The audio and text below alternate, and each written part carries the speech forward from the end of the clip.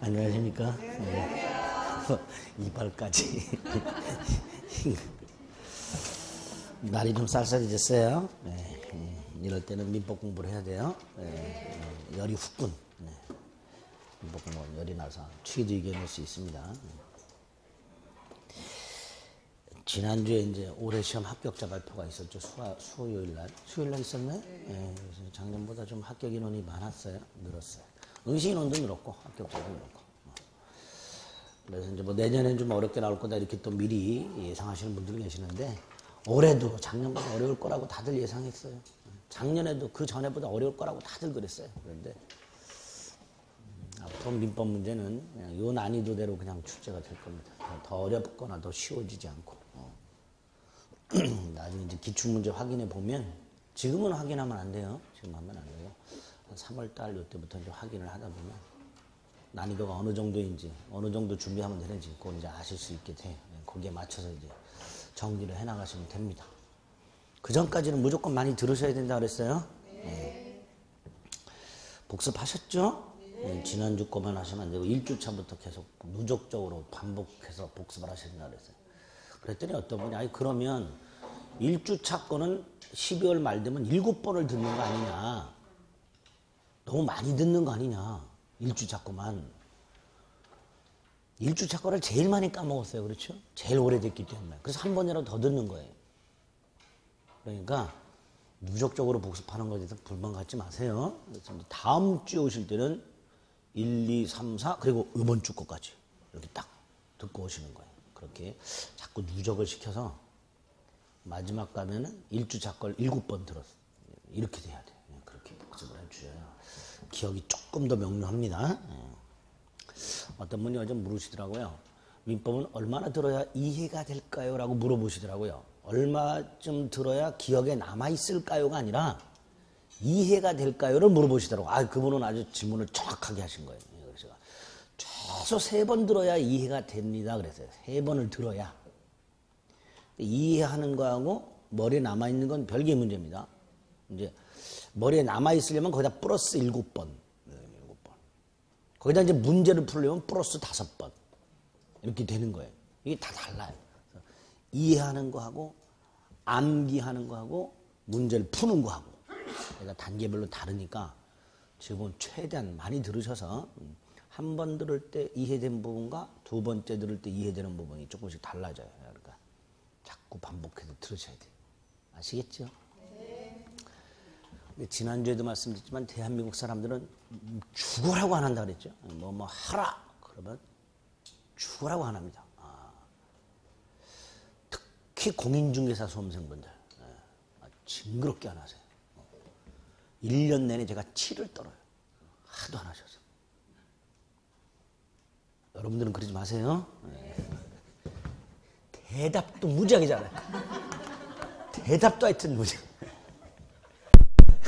지난주에 물권법 총론 부분, 크게 두 덩어리가 있다. 물권 일반론과 물권 변동론이 있다 그랬어요. 일반론과에서는 물권의 의의 및 특징, 물권의 주체, 객체, 일물일권주의, 종류, 물권 법정주의, 물권의 효력, 우선적 효력과 물권적 청구권, 이런 것들을 봤고요. 물권 변동론과에서 변동의 뜻, 물권의 발생, 변경, 소멸, 그 변동의 유형, 그래서 크게 4가지. 법률 행위한 부동산 물권 변동과 법률 규정에 한 부동산 물권 변동, 법률 행위에 의한 동산 물권 변동과 법률 규정에 의한 동산 물권 변동, 이렇게 유형을 봤고요. 원칙 2개, 공시원칙, 공실원칙. 공시원칙 거에서는 성립요건주의, 대항요건주의가 있었고요. 공실원칙에서는 우리나라에서는 부동산을 인정 안 한다. 그 다음에 채권행위 물권의 관계, 물권의 독자성을 부정하고 유인성을 취하는 우리 대법원. 요거 계약하고 등기 넘겨줬는데 계약이 실효가 되었을 때 어떤 법률관계가 생기는가, 그거 설명드렸어요. 그리고 186조, 187조 부동산 물권 변동 관련된 등기 7개 정도가 나온다 그랬죠. 이중보존 등기, 가등기, 무효 등기 유형, 중간승낙 등기, 진정 명의 회복을 위한 이전 등기, 등기 청구권, 등기의 추정력. 이렇게 정도. 거기까지 질의안주 봤어요. 여기까지. 그 다음에 동산물권 변동은 필요가 없다고 그랬습니다. 동산물권 변동은 나중에 조문 몇 개만 확인하면 돼. 마지막이 물권 변동이 발생, 변경, 소멸인데 소멸이 따로 나와요. 물권의 소멸. 여기 오늘 하면 되죠. 물권의 소멸. 입문서로 따지면 212페이지. 여기. 오늘 여기 할 차례죠? 네, 물권의 소멸. 물권 소멸은 요 변동의 하나예요. 물권의 발생, 변경, 소멸. 그 중에 하나인데 따로 보는 이유가 이 물권 소멸 사유 중에서 공통된 소멸 사유. 모든 물권, 주로 이제 제한 물권인데 이렇게 물권의 공통된 소멸 사유로 우리 민법이 191조를 규정하고 있어요. 물권 소멸 사유에. 191조 제목이 혼동이라는 거예요. 혼동. 이름부터가 혼동스럽죠. 굉장히 혼동스러워요. 근데 요게 시험 문제 한 2년에 한 번 정도 꼭 나옵니다. 혼동관에서. 오늘은 이 혼동이 뭔지 가장 기본이 되는 형태만 예를 통해서 그 개념을 머릿속에 넣어두는데요. 191조 1항. 이게 가장 기본입니다. 혼동에. 어떤 경우인지 볼게요. 갑소유 땅이 있고요. 갑이 을로부터 돈을 빌려요. 그리고 땅을 담보로 제공합니다. 이때 채권자는 땅에다가 저당권이라는 권리를 설정하게 돼요. 이 저당권은 담보물권이라고요. 담보물권이라고. 나중에 갑이 을에게 돈을 갚지 않으면 을은 이 저당권이라는 1억 원 채권이 아니고요. 저당권이라는 권리의 기초에서 이 땅을 경매를 넣어서 그 경매 대가로서 자신의 1억을 회수하게 됩니다. 이런 기능을 하는 게 저당권이에요. 그런데 부동산 경기가 별로 좋지 않으면 경매 시장도 찬바람이 불어요. 그러면 이 땅이 예를 들어서 2억이다. 그러면 을의 입장에서는 경매를 넣어서 2억이 나오면 경매 대가로서 자신의 1억을 다 회수할 수 있죠. 그런데 부동산 경기가 안 좋으면 이 유찰이 된단 말이에요. 2억이다. 최초 감정평가액은 보통 80%입니다. 그러니까 1억 6천. 근데 한 번 유찰되면 20%씩 떨어져요. 감정평가액이. 몇 번 떨어졌어. 그러다 보면 이 땅이 한 7, 8천에 낙찰되는 경우도 있습니다. 그럼 다 회수를 못하죠. 이런 경우가 생겨요. 그럼 예를 들어서 경매 대가가 7천이 나와갖고 을이 일단 1억 중에서 7천을 회수했다. 나머지 3천만 원은 어떻게 될까요? 소멸할까요? 을은 계속 갑에게 3천만 원 내놓으라고 할 수 있을까요? 1억을 다 못 받았어요. 경매 절차에서. 7천만 원밖에 회수를 못했어요. 그럼 나머지 3천이 있잖아요. 이게 경매가 됐으니까 소멸을 해버릴까요? 을은 계속해서 갑에게 3천만 원 나머지 내놓으라고 쫄 수 있을까요? 쫄 수 있어요. 소멸하진 않아요. 채권은. 다 회수를 못했다. 나머지는 일반 채권으로 남아가지고 갑한테 3천 갚아라고 계속 줘요. 예? 그리고 나중에 그 3천을 일반 채권으로 해서 또다시 대여금 반환 소송 제기하고 갑의 다른 재산을 강제 경매에 넣을 수 있어요. 예. 그러다 보니까 이해관계가 딱 맞아떨어져요. 얘는 다 회수 못하는 단점. 그리고 몇 번 유찰되면 경매 절차도 막 2년, 3년 걸려요. 얘 땅을 날리더라도 다 못 갖고 계속 쪼여야 된다는 단점. 이런 거 해결하는 방법 중에 하나가 얘가 을한테 야, 땅 가져가라. 이러는 경우가 있을 수 있어요. 깔끔하죠? 갑이 을에게 돈 못 갚겠다. 땅을 대신 가져가라. 이런 걸 대물변제라고 합니다. 대물변제. 큰 물건으로 변제하는 게 아니고요. 대신 다른 것으로 변제한다 이런 뜻이에요. 어쨌든 이렇게 갑이 을에게 땅을 대물변제하면 을은 이 땅에 대해서 소유권을 취득하게 돼요. 그럼 이런 현상이 일어나죠. 물건 하나, 그 하나의 물건에 대해서 소유권과 그 소유권을 제한하는 제한물권이 한 사람에게 귀속이 돼요. 그렇죠? 이럴 때 을 자기 땅에 저당권 갖고 있을 필요가 없죠. 그래서 요거를 소멸시켜요. 요게 191조 1항의 혼동이에요. 191조 1항의 혼동. 일반화시키면 이렇게 됩니다. 일반화시키면 하나의 물건에 소유권과 그 소유권을 제한하는 제한물권이 동일인에게 귀속이 되었을 때 그 제한물권을 소멸 이렇게 말할 수 있어요. 이게 191조 1항의 혼동입니다. 간단하죠? 이렇게 간단한 거 시험 문제 안 나와요. 안 나오고 소멸하나? 안 하나? 이렇게 아리까리한 게 5개가 쫙 깔리고 소멸하는 것을 골라라, 소멸하지 않는 것을 골라라. 이렇게 나옵니다. 굉장히 헷갈려요. 그거를 나중에 맞추시려면 기본이 되는 걸 일단 머릿속에 넣고 나중에 예외 몇 가지를 건지셔야 돼요. 그렇게 살을 붙이면 혼동 문제 충분히 맞출 수 있습니다. 아시겠죠? 요것만 딱 머릿속에 넣으세요. 기본이 되는 것만. 여기까지가 물권법 총론의 내용입니다. 강론으로 갑니다.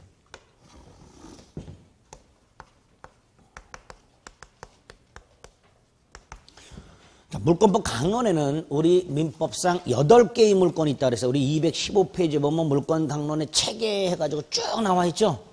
점유권, 소유권, 용익물권, 담보물권 이렇게 되어 있는데 그 소유권부터 용익물권, 담보물권까지를 다 싸잡아서 본권이라 그래요. 그래서 물권은 점유권하고 크게 본권으로 이렇게 나뉘어지게 돼요. 본권. 이 본권이란 놈의 맏형이 장자가 소유권이에요. 맏형이. 그리고 이제 밑에 그 맏형을 괴롭히는 제한물권이 우글우글 있게 됩니다. 요때요 제한이란 말은 소유권을 제한하는 거예요. 소유권. 소유권이란 건 물건을 사용, 수익, 처분하는 권리를 말하는데 이때 소유권의 사용, 수익을 제한. 그러면 요 제한 물권자가 사용, 수익을 하는 거고 소유권자는 사용, 수익을 못해요. 이런 제한 물권을 용익 물권이라 합니다. 그 다음에 소유권의 나머지 권능, 처분. 요 처분 권능을 제한하는 게 있어요. 이 경우. 아까 어디 갔어? 이거. 갑이 돈을 못 갚으면 얘가 팔아버리죠. 경매를 넣어서. 저당권자가 경매를 넣어버려요. 그러니까 저당권 같은 물권은 소유권의 처분 권능을 제한하게 됩니다. 그렇죠? 이런 것들을 담보물권이라고 해요. 이렇게 제한물권이 2개가 있고요. 용익물권이 3개. 지상권, 지역권, 전세권. 지상권 땅짓자 써요. 지역권 땅짓사 써요. 결국 지상권과 지역권은 토지를 객체로 합니다. 반면에 전세권은 토지 또는 건물을 객체로 해요. 우리나라에서 결국 용익물권은 부동산만을 객체로 합니다. 우리나라에 동산을 객체로 하는 용익물권은 존재하지 않습니다.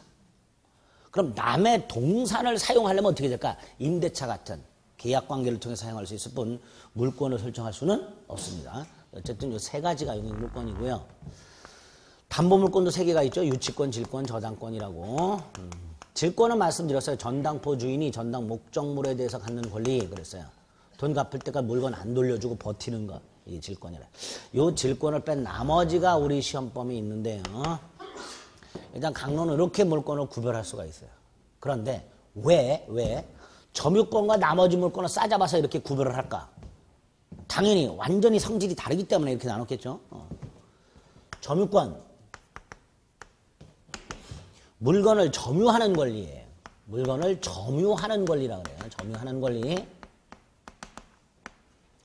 반면에 본권은요. 물건을 점유할 수 있는 권리.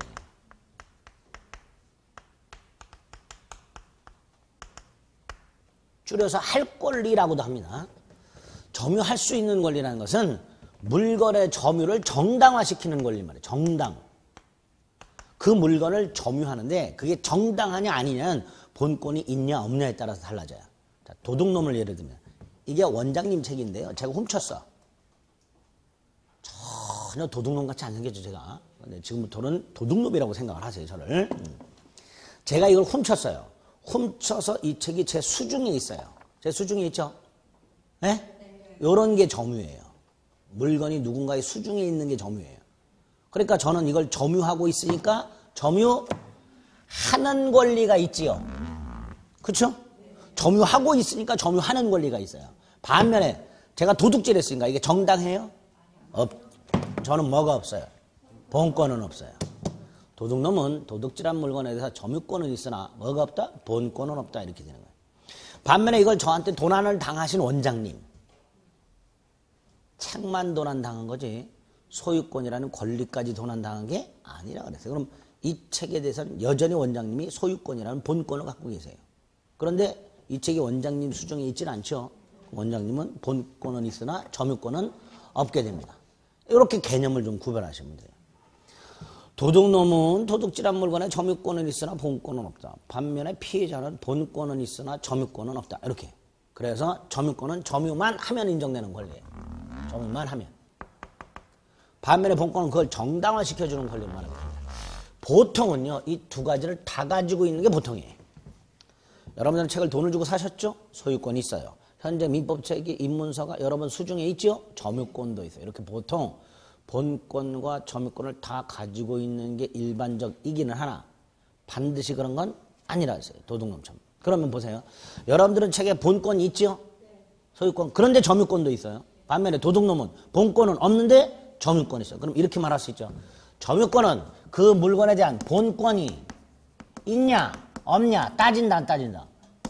안 따져요. 소유권이 있냐 도둑놈이냐 이런 거 따지지 않아요. 즉 물건에 대한 본권 유무를 불문하고 그걸 묻지 않고 점유만 하면 인정되는 권리. 이게 점유권이다. 이런 권리를 왜 인정해 줄까? 도둑놈한테 점유권 같은 걸 인정해. 도둑놈만 생각하시지 말고요.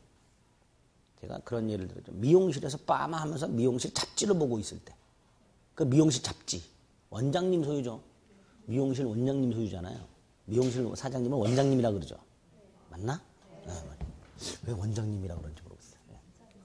아, 미장원. 헤어드레서. 요즘은 헤어 디자이너, 헤어드레서 뭐 이렇게. 그 미용실에서 보고 있는 잡지에 대해서 나는 소유권 없어요. 없죠? 이거 당연히 없죠? 이것도 당연히 없어요. 그럼 그 미용실 잡지에 대해서 꼴랑 갖고 있는 게 이거예요. 내가 보고 있어요. 옆에서 빠마던 아주머니가 뺏어갑니다. 안 뺏길 수 있죠? 근거가 뭐예요? 점유권이에요. 그래서 필요한 권리가 점유권이에요. 여러분들 책걸상 소유권 없죠? 이거 없죠? 이것도 없어요. 뭐만 있어? 그러니까 내가 먼저 차지했어. 누가 뺏어갈 수 있다 없다? 없다. 그 근거가 뭐다? 점유권. 결국은 여러분들이 책걸상에 대해서 갖고 있는 지위, 미용실에서 잡지에 대해서 갖고 있는 권리, 도둑놈하고 똑같아요. 꼴랑 뭐만 있는 거예요? 점유권만 있는 거예요. 점유권만. 네, 점유권. 그런 취지에서 인정되는 권리가 점유권입니다. 이렇게 점유권은 아주 단순한 권리인데 이렇게만 하고 끝나면 참 좋은데 이 안에 별의별 오물딱지가 다 들어있어요. 이 점유권에. 양도 많고 내용도 어렵습니다. 점유권은. 그래서 철저하게 봐주셔야 돼요. 예? 아니야. 한 문제 나와. 설렁설렁. 예? 꼭 맞추겠다는 생각으로 점유권 공부하지 마시고요. 그냥 하다 보면 한두 개 쉬운 거 걸리면 돼요. 예? 그런 취지로 공부하시고 점유권은 내가 꼭 정복해야 되겠다. 절대로 정복 못합니다. 1년 동안. 그러니까 설렁설렁 들으세요. 그렇게 편하게 마음을 먹으셔야 점유권은 넘어갈 수 있어요. 괜히 이거 스트레스 받으면요. 1년 내내 머리 지끈지끈 아픕니다. 어떤 내용이 있는지 대충 계략적으로 뼈대를 잡아볼게요. 점유하는 권리라 그랬어요. 이때 점유라는 건 대법원이 이렇게 말을 해요. 물건을 사실상 지배하는 걸 점유라 한다. 물건을 사실상 지배하는 걸 점유라 한다. 그럼 사실상 지배는 뭐냐? 어떤 물건이 어떤 사람의 지배 영역 내에 존재하고 그런 상태가 일정 기간 지속되는 경우를 사실상 지배를 한다. 이게 우리 대법원의 판례 내용이. 어렵죠? 무슨 말인지? 알쏭달쏭해요. 이렇게 생각하세요. 부동산을 차지하고 있는 경우, 동산을 수중에 갖고 있는 경우 이런 게 점유다라고 사실상 지배다라고 생각하시면 돼요. 어쨌든 어떤 물건이 그 사람이 차지하고 있거나 그 사람 수중에 있을 때 이걸 사실상 지배를 한다. 어쨌든 이렇게 사실상 지배만 하면 소유권 등 본권이 있냐 없냐를 따지지 않고 심지어는 도둑놈에게도 점유권 인정된다. 그렇죠? 문제가 첫째, 예외가 있네. 예외라는 건 뭐예요? 사실상 지배를 하는데도 불구하고 뭐가 인정한대? 점유권 인정? 안 되는 경우. 이게 원칙인데 사실상 지배를 하면 점유권 인정되는데 예외라 그랬습니다. 사실상 지배를 하는데도 점유권 인정? 안 되는 게 있고 반대로 사실상 지배를 하지 않는데도 점유권 인정 되는 경우가 있더라. 이 예외겠죠? 예외. 이걸 싸잡아서 관념적 점유라고 해요. 또는 점유의 관념화 이렇게도 불러요. 점유의 관념. 표현이 어려워요. 표현이 어려워요. 예. 관념적 점유 또는 점유의 관념화 이렇게 부릅니다. 예외가 돼요. 요게 세 개가 있어요. 간접 점유, 점유 보조자, 상속인의 점유 이렇게 세 가지. 나중에 자세히 볼 거고요. 오늘은 요 간접 점유, 관념적 점유 중에 요 놈이 제일 중요한데 요 간접 점유를 가지고 관념적 점유가 어떤 의미인지를 이해하시면 됩니다. 간접 점유는 이런 거예요. 우리민법 194조에 있는데요. 갑이 을에게 자전거를 10,000원을 받고 2시간을 빌려줘요. 임대를 해요. 그래서 자전거를 얘한테 인도해서 얘가 지금 자전거를 타고 다니고 있어요. 을이. 지금 자전거는 을 수중에 있으니까 당연히 을에게는 점유권이 있습니다. 있겠죠? 현재 자전거는 을 수중에 있어요. 그러니까 을에게는 점유권이 있어요. 그런데 194조에서 뭐라고 되어 있냐면 그냥 단순화시켜서 말씀을 드릴게요. 임대차와 같은 계약에 기초하여 다른 사람으로 하여금 물건을 점유하게 한 사람은 간접으로 점유권이 있다 이렇게 해놨어요. 그러니까 갑은 임대차 계약을 통해서 을로 하여금 자신의 자전거를 점유하게 한 사람이죠. 그러니까 갑이 간접점유자 이렇게 되는 거예요. 그러면 갑은 간접점이니까 이에 대비해서 그럼 뭐라고 부르면 돼요? 우리는 무슨 점이라고 부르면 돼요? 직접점유 이렇게 부르면 되죠. 이렇게. 이때 갑, 자전거가 갑의 수중에 없어요. 없는데도 뭐가 인정돼요? 점유가 인정돼요. 점유권 인정이 돼요. 그리고 갑, 임대인의 점유가 관념적 점유가 됩니다. 임대인의 점유가 관념적 점유가 돼요. 관념적 점유가 어떤 건지 이해하시겠죠? 네. 자, 그런데 이건 하나를 더 추가해서 간접 점유, 직접 점유 관계가 성립하면 물건은 하나인데 물건 하나죠. 점유는 2개가 인정되죠. 갑에게도 점유가 인정되고 을에게도 점유가 인정이 됩니다. 이렇게 물건은 하나인데 점유가 2개. 점유권이 2개 이라는 걸 중첩적 점유라고 부릅니다.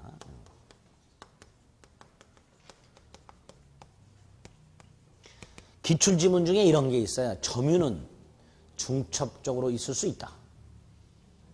맞죠? 이렇게 그게 뭐예요? 근데 이런 표현을 모르면 점유가 중첩적으로 있다는 게 무슨 뜻이야? 뜻 자체를 몰라서 OX를 판단을 못합니다. 네, 요거를 말합니다.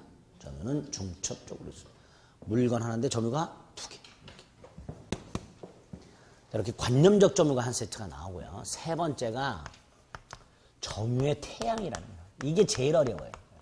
점유 중에서 모양 태자, 모양 양자를 써요. 모습이라기도 하고요. 점유의 유형이라고도 합니다. 이건 뭘까? 우리 212페이지를 보면 212페이지를 잠깐 가보세요.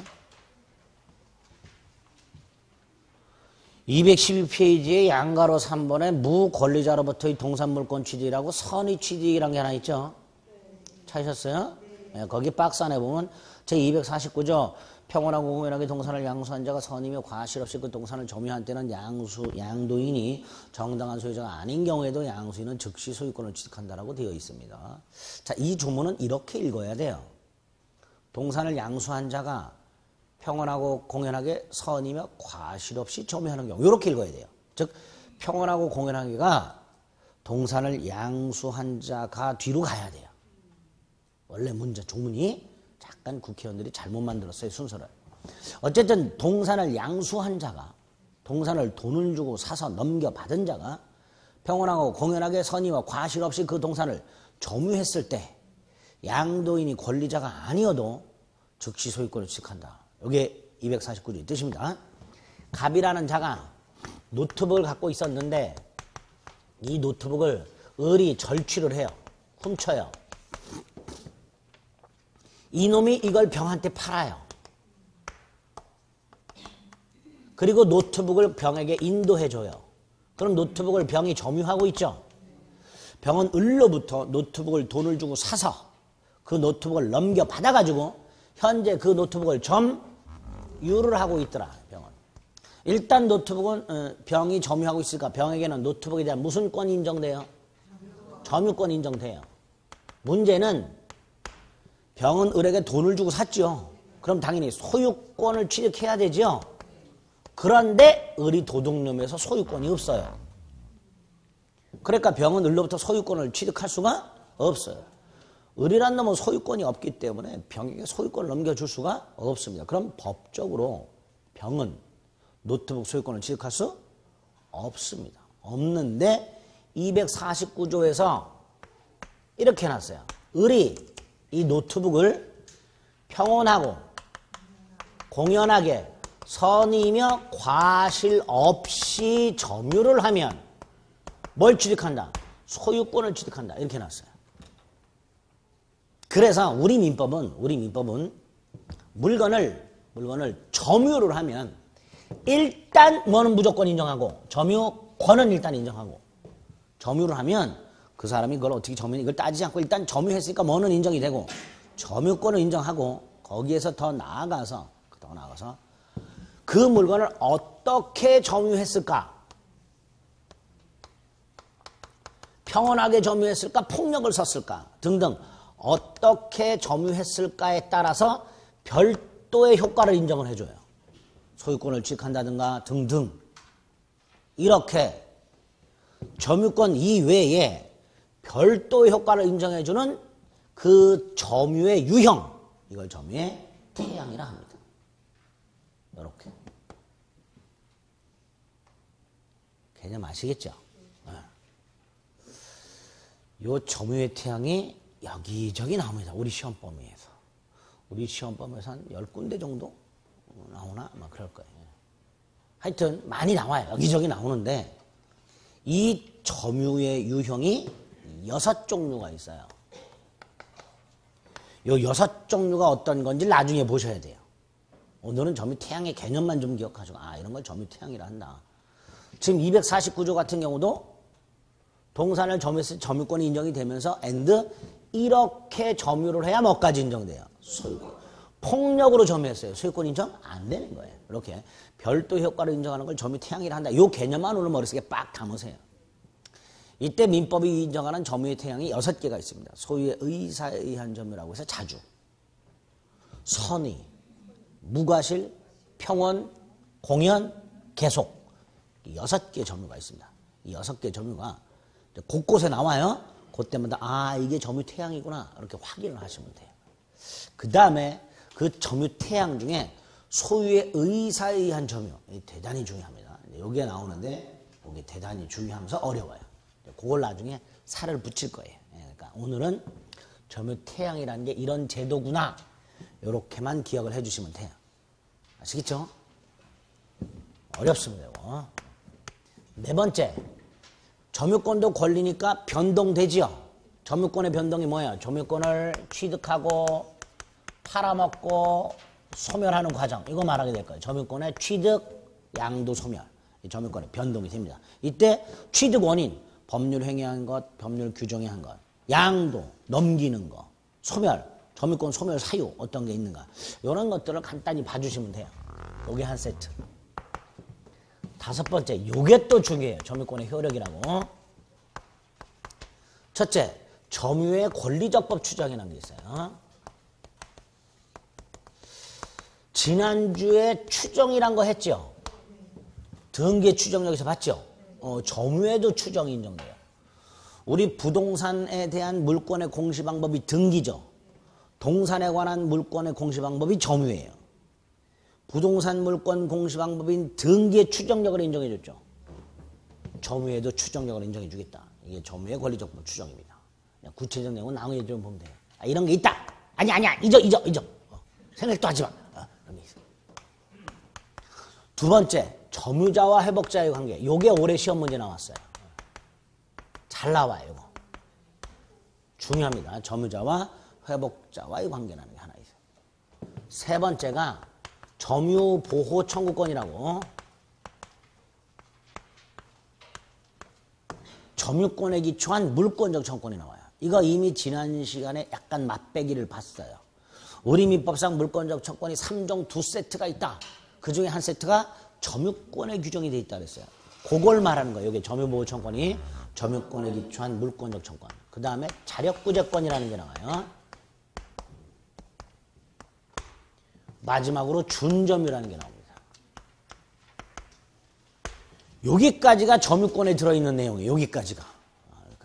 지금 제목만 썼는데도 양이 많지요. 제목만 썼는데. 두 번째, 점유권은 문제가 두 가지 유형으로 나옵니다. 첫째, 다음 중 점유에 관한 설명으로 옳은 것은 틀린 것은. 이렇게 하면 전체를 물어봐요. 이건 맞출 수 있어요. 쉽게 나와요. 기본이 되는 거. 그게 아니고 특정 부분에서는 이걸 내거나 자주점유, 이거를 내거나 이거를 내거나 그럼 못 풀어요. 거의 세부로 들어가면.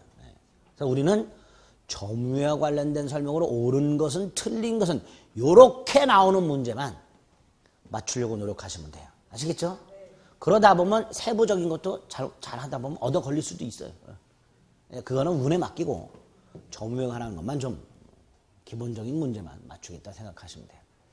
자, 오늘 봐야 될 것은 아까 말씀드린 대로 점유권의 뜻, 예외 관념적 점유라는 게 있고 그 중에 간접 점유, 점유태양의 개념 여기까지 받고 효력 중에서 두 놈만 보면 됩니다. 두 놈. 중요한 거. 먼저 점유자와 회복자의 관계가 뭘까? 갑소유 땅을 을이 무단으로 점유를 하고 옥수수를 경작하고 있다. 또는 갑소유 자동차를 을이 절취를 해서 현재 타고 다니고 있다. 두 가지 경우를 생각을 해볼게요. 갑소유 땅을 을이 무단으로 점유해서 경작을 하고 있는 경우하고 갑소유 자동차를 을이 훔쳐갖고 타고 다니는 경우, 이때 을 공히 본권 없이 뭐 없이? 본권 없이 땅 또는 자동차를 점유하고 있는 사람이죠. 그 다음에 갑은 나중에 을로부터 땅이나 자동차를 돌려받아야 될 사람이에요. 그렇죠? 이렇게 본권 없이 물건을 점유하고 있는 사람하고요. 그 물건을 돌려받는 자, 이걸 점유자와 회복자라고 하는데요. 지금 이 둘 사이에 계약관계가 있다 없다? 없어요. 이럴 때 본권 없이 물건을 점유하고 있는 사람과 그 물건을 돌려받는 자 사이에 계약관계가 존재하지 않을 때. 첫째, 물건은 돌려줘야 되지요. 을은 땅 돌려줘야 되고 자동차 돌려줘야 돼. 이건 당연해요. 이건 당연한데 그 다음에 첫째, 을은 갑에게 사용료를 지급해야 될까? 갑은 을로부터 땅이나 자동차를 돌려받는 걸로 끝나질 않습니다. 갑은 을에게 야, 땅 사용료 내놔, 자동차 사용료 내놔. 이 사용료를 받을 생각을 할 거예요. 그렇죠? 요때의 사용료라는 건 그 물건을 사용함으로써 얻은 이익을 돈으로 환산한 거예요. 을은 렌트비 한 푼 안 내고 자동차를 타고 돌아다녔잖아요. 그 이익을 돈으로 환산한 게 사용료예요. 이때 그 사용이익을 물건의 사용이익을 대법원은 법정과실이라고 합니다. 뭐라 한다고요? 법정과실.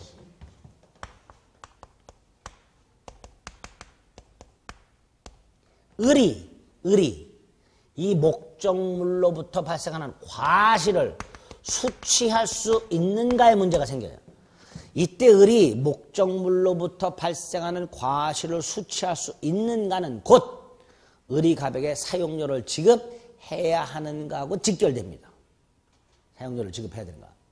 만약에 을이 과실을 수취할 수 있다면 사용료는 지급할 필요가 없는 거고, 을이 수취하니까 을이 만약에 과실을 수취할 수 없다면 갑에게 사용료를 지급해야 되는 거예요. 이렇게 연결이 돼요.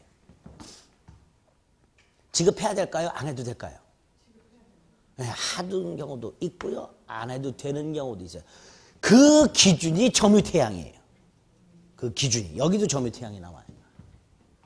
을이 이 땅이나 자동차를 어떻게 점유하느냐에 따라서 사용료를 지급하는 경우가 있고 지급하지 않아도 되는 경우가 있습니다. 여기에 점유태양이 또 나와요. 어쨌든 그걸 규정하고 있는 게 201조예요. 여기 하나 문제가 돼요. 과실수취 문제, 즉 사용료를 지급해야 되는지 문제.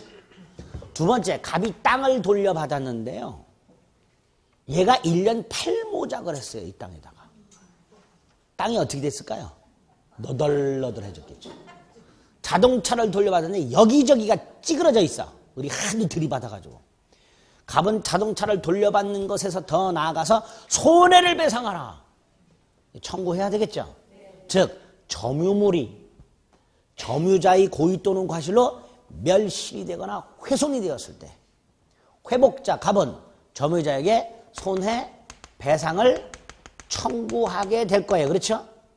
이때 그 손해배상 청구 여부 및 얼마를 청구할 수 있는가가 202조에 규정이 되어 있어요. 여기도 점유태양에 따라 달라져요. 손해배상 여부 및 얼마를 손해배상해야 되는지가 점유태양에 따라서 달라집니다. 여기서도 써먹어요. 점유태양이. 여기 문제될 수 있겠죠? 이제 궁금하죠? 네, 궁금한 건 이제 1월달, 3월달에 살을 붙이면 돼요. 저런 게 있구나. 여기서 더 궁금해하지 마세요. 청구할 수 있나? 이게 궁금해. 이제 궁금하면 가만히 감춰놨다가 나중에 1월달에 이렇게 하면 돼. 근데 1월달 가서 이거 설명드리면 또 처음 듣는 것 같아요. 그래갖고 어쨌든 여기 문제가 돼요. 세 번째가 이 땅이 굉장히 척박한 땅이었는데 을이 개간을 했어. 자기 돈으로. 갑에 대해서 개간 비용 내놔라 하고 싶겠죠? 자동차를 타고 다니가 고장났어. 보통 도둑질한 놈은 자동차가 고장나면 버리고 새로 훔치죠. 이 자식은 지가 고쳐 탔어. 결국 을이 땅이나 자동차에 비용을 들였어요. 나중에 갑한테 비용 달라. 그러면 갑이라는 놈이 이렇게 말하죠. 누가 개간하라 그랬냐? 누가 너 보고 훔쳐서 타라 그랬냐? 갑이 이렇게 말을 해요. 그렇죠? 그래서 둘 사이에 비용 달라 못 주겠다. 다툼이 생길 수가 있게 됩니다. 그걸 정해놓은 게 203조예요.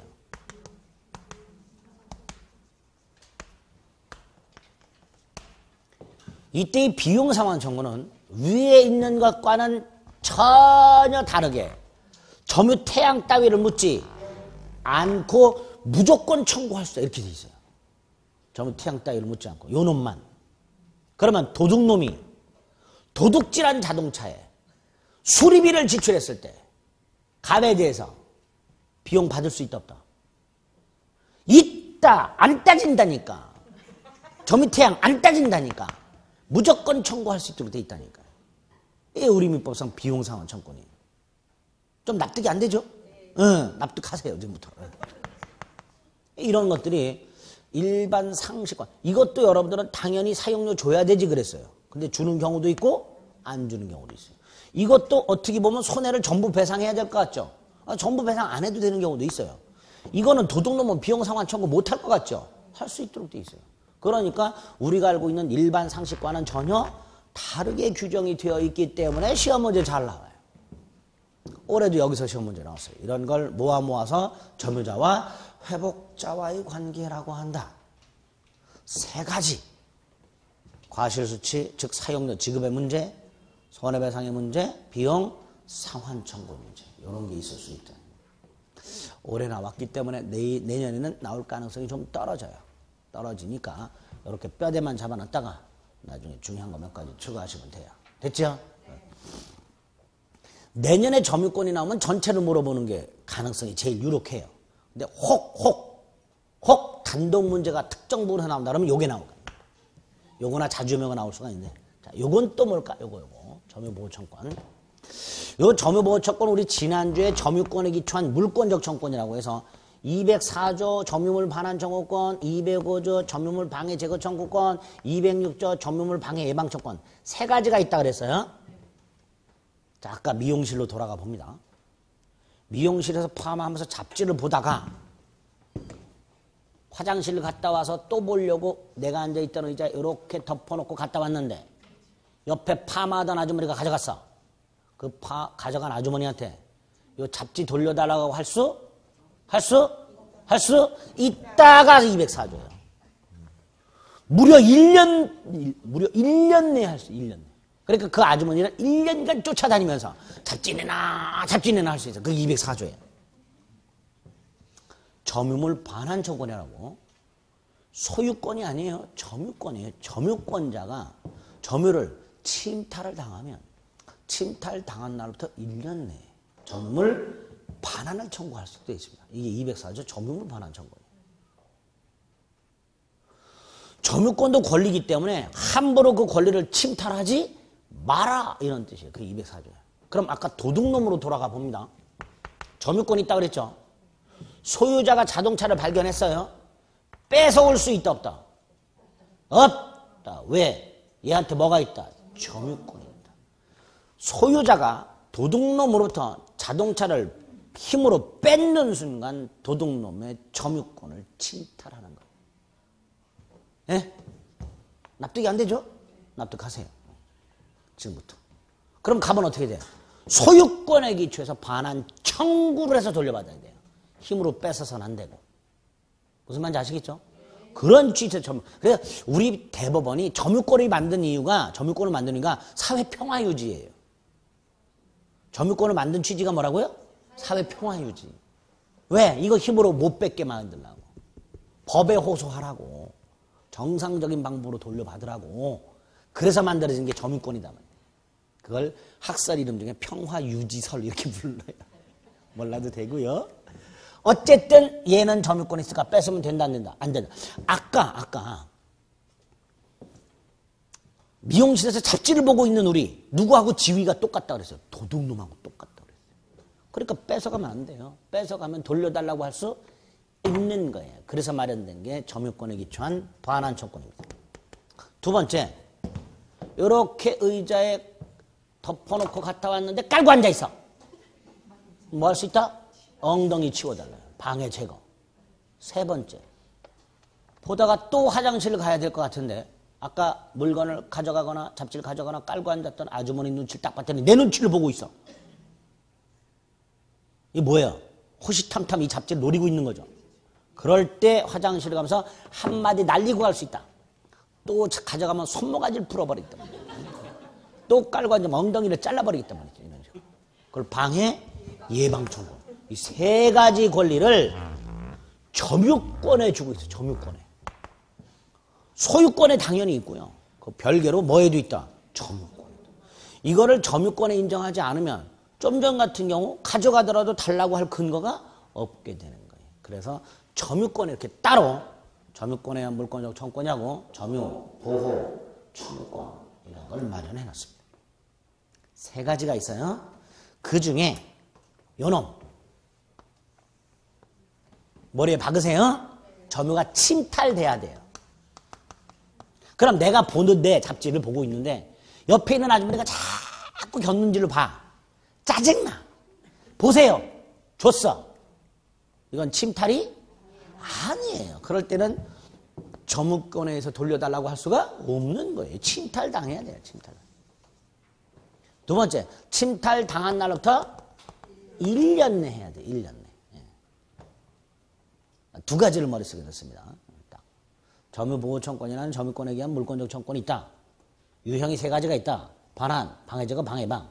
그 중에 점유권에 의한 반환 청구권은 점유가 침탈되어야 되고 침탈당한 날부터 1년 내 행사하도록 되어 있다. 이렇게 머릿속에 넣어두세요. 나중에 소유권에 의한 소유물 반환 청구권하고 비교할 수 있어야 됩니다. 이거는. 네? 두 가지 이렇게 기억하시면 되고요. 이제 이건 간단해요. 다시 미용실로 돌아갑니다. 보고 있어, 내가. 근데 옆에 아주머니가 뺏어가. 안 뺏길 수 있다 없다? 있다. 안 뺏길. 내 힘으로 막을 수 있어요. 보통 이걸 옆에 있던 아주머니가 뺏어간다는 것은 나의 점유권이 침탈당하고 있는 거죠. 현재 권리가 이렇게 침탈을 당하면 원칙적으로 국가를 통해서 보호를 받아요. 그걸 국가구제라고 그래요. 뭘 통해서 보호를 받는다고요? 국가를 통해서 구제를 받아요. 공권력, 뭐 경찰서라든가 사법기관들 있죠? 법을 집행하는 기관들의 보호를 받게 법원에 소송을 제기한다든가 이게 국가구제예요. 그런데 현재 내 잡지 보고 있는 잡지를 막 뺏어가고 있는데 이때 국가구제를 통해서 보호받으라 그러면 그 뺏어가는 아주머니 이걸 잡았어요. 아주머니 잠깐만 얼음땡. 나 국가를 통해서 보호받으니까 잠깐만 기다려. 이렇게 할 시간적 여유가 없죠. 현재 막 권리가 침탈을 당하고 있는데 그런 급박한 상황에서 국가를 통한 보호를 받을 시간적 여유가 없을 때 예외적으로 스스로의 힘으로 권리를 보호하라. 이걸 자력구제권이라고 해요.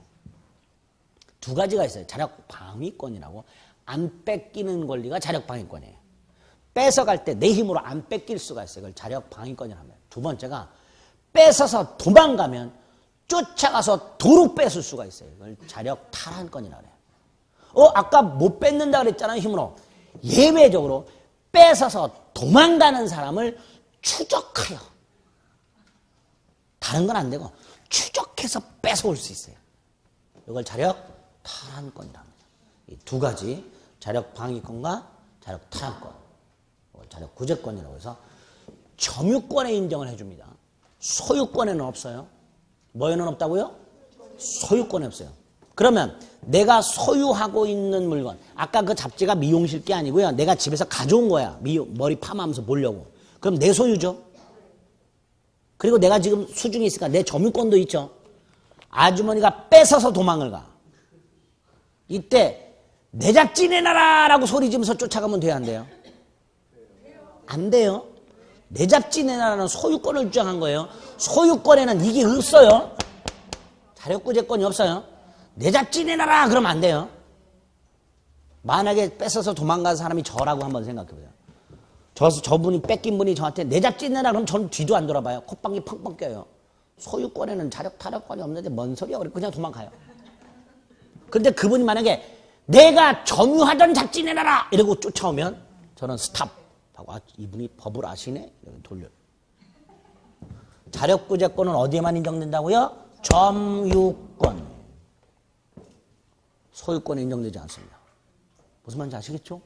그래서 혹시라도 제 물건이어서 뺏어왔죠, 힘으로. 그러면 안 받아줘요. 내가 점유하던 물건이어서 쫓아가서 뺏어왔습니다. 그러면 오케이 받아줘요.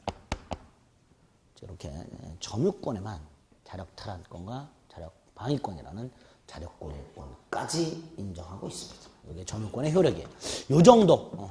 점유권에서는 점유권의 뜻, 그 다음에 예외 관념적 점유, 뭐와 관련된 간접 점유의 뜻, 점유태양의 개념, 점유권의 효력 중에서 점유자와 회복자와의 관계, 점유보호청구. 자력구제권이라는 것도 점유권에 별도로 있다. 이 정도 뼈대를 잡아주시면 돼요. 아시겠죠? 그리고 이제 세부적으로 이 점유태양 6종 중에서 자주점유라는 놈이 중요하고요. 점유권의 효력 중에서 점유자와 회복자, 점유보호청권 이런 것들이 좀 중요한 의미를 갖게 됩니다. 나머지는 조문만 보시면 돼요. 아시겠죠? 이렇게 물권 강론 중에서 점유권 관련된 기본적인 뼈대를 잡았습니다. 좀 쉬었다 소유권 보겠습니다.